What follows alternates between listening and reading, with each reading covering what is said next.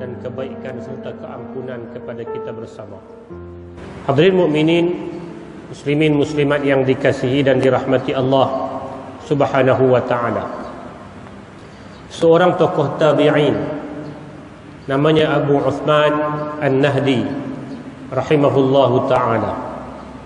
Pernah ditanya kepada beliau tentang apakah ayat Al-Quran yang paling memberi kesan kepada dia. Menurut pandangan dia, apakah ayat Quran yang paling ada kesan besar? Maka kata Abu Uthman An-Nahdi, tiada ayat yang paling berkesan untuk umat ini melainkan pada pandanganku adalah ayat dari surah At-Taubah 102. Allah berfirman, A'udzubillahi minasyaitonir rajim.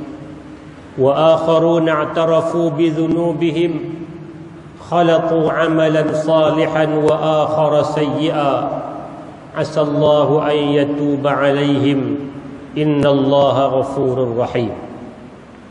Ayat 102 dari surah yang ke-9, iaitu surah At-Taubah. Mafhum daripada ayat ini, dan ada pula orang-orang lain, ada kelompok manusia yang mengakui dosa-dosa mereka. Mereka mencampur baur, mereka mencampurkan pekerjaan yang baik dengan pekerjaan yang buruk. Mudah-mudahan Allah menerima taubat mereka. Sesungguhnya Allah Maha Pengampun lagi Maha Pemurah. Ayat ini menceritakan tentang jenis dan kelompok manusia. Dan ini kelompok manusia yang paling ramai, yang paling banyak. Iaitulah dalam kehidupan manusia ni, ada masa dia buat baik, ada masa dia terlajak, dia tersilap. Buat silap, buat salah, buat silap, buat dosa. Tapi bagusnya kelompok ini, mereka mengiktiraf kesalahan mereka. Bila mereka buat silap, bila mereka buat salah, i'tarafu bi dhunubihim, mereka mengaku silap, lalu mereka minta ampun pada Allah Subhanahu wa ta'ala. Maka kata Abu Uthman An-Nahdi, ini ayat yang paling memberi kesan. Maknanya memberi peluang, memberi harap, memberi segala-galanya motivasi kepada manusia. Kerana bila kita hidup di atas dunia ini, biasanya kita akan terdedah kepada perkara-perkara salah.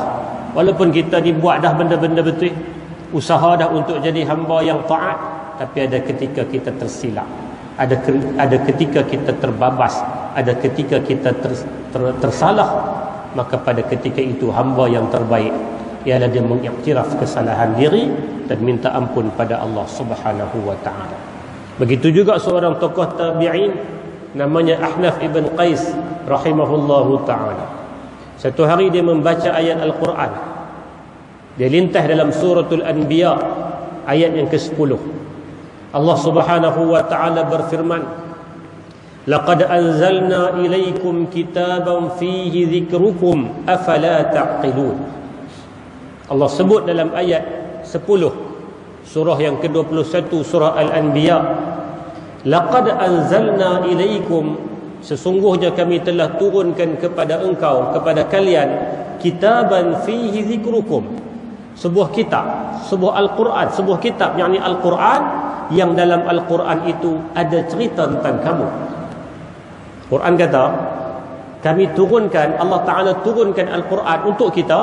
Dalam Al-Quran ada kisah kita. Afala ta'qilun, adakah kalian tidak berfikir? Adakah kalian tidak berakal? Bila Ahnaf ibn Qais dia lintas ayat ni, Al-Quran kata Allah cerita tentang kita, tentang orang yang baca Quran ni. Allah sebut kisah kita dalam Quran. Maka dia pun cari kisah dia. Dia cari, dia belek satu ayat, mana yang kata Quran cerita tentang aku. Sebab Quran kata, laqad anzalna ilaikum kitaban fihi dzikrukum, kami turunkan Al-Quran, dalam Al-Quran ada kisah kamu. Maka Ahnaf ibn Qais cari, dicari, dilintas ayat-ayat cerita tentang orang beriman. Dia cerita ayat tentang orang yang beriman akan berjaya dan sekian. Dia kata, aku tak sampai lagi peringkat ini. Ini bukan kisah aku. Kisah orang beriman yang hebat ni aku tak masuk lagi dalam kategori ni. Ini bukan cerita aku. Cari lagi, cari, jumpa cerita orang-orang yang engkar, orang-orang yang kafir, macam mana kehidupan mereka dan apa balasan yang mereka akan terima. Kata Ahnaf ibn Qais, wal-iyazu billah, aku juga tak termasuk dalam golongan ini. Moga-moga aku tak termasuk dalam ini. Bukan cerita aku ni, cerita orang yang engkar, orang yang bantah, orang yang kufur dengan Allah. Ini bukan kisah aku. Dicari, dibaca ayat Quran, tadabbur daripada ayat per ayat.